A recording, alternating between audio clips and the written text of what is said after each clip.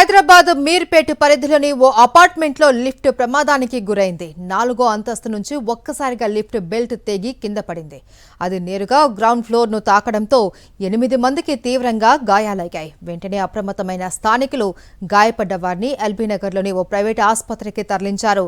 ఘటనా స్థలానికి చేరుకున్న పోలీసులు కేసు నమోదు చేసుకున్నారు. అయితే బాధితులు జ్యుడిషియల్ డిపార్ట్మెంట్లో సీఈఓగా పనిచేసి పదవి విరమణ పొందిన నరసింహస్వామి కుటుంబంగా గుర్తించారు. వీరు అపార్ట్మెంట్లోని ఓ ఫ్లాట్ను కొనుగోలు చేసేందుకు రాగా ఈ ప్రమాదం జరిగింది. లిఫ్ట్ నిర్వహణలో లోపాలా లేక సాంకేతిక సమస్య అనే కోణంలో పోలీసులు దర్యాప్తు చేస్తున్నారు.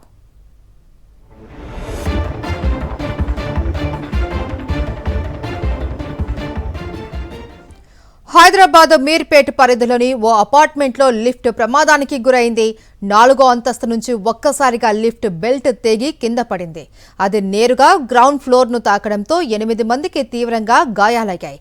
వెంటనే అప్రమత్తమైన స్థానికులు గాయపడ్డ వారిని ఎల్బీనగర్లోని ఓ ప్రైవేట్ ఆసుపత్రికి తరలించారు. ఘటనా స్థలానికి చేరుకున్న పోలీసులు కేసు నమోదు చేసుకున్నారు. అయితే బాధితులు జ్యుడిషియల్ డిపార్ట్మెంట్లో సీఈఓగా పనిచేసి పదవి విరమణ పొందిన నరసింహస్వామి కుటుంబంగా గుర్తించారు. వీరు అపార్ట్మెంట్లోని ఓ ఫ్లాట్ను కొనుగోలు చేసేందుకు రాగా ఈ ప్రమాదం జరిగింది. లిఫ్ట్ నిర్వహణలో లోపాలా లేక సాంకేతిక సమస్య అనే కోణంలో పోలీసులు దర్యాప్తు చేస్తున్నారు.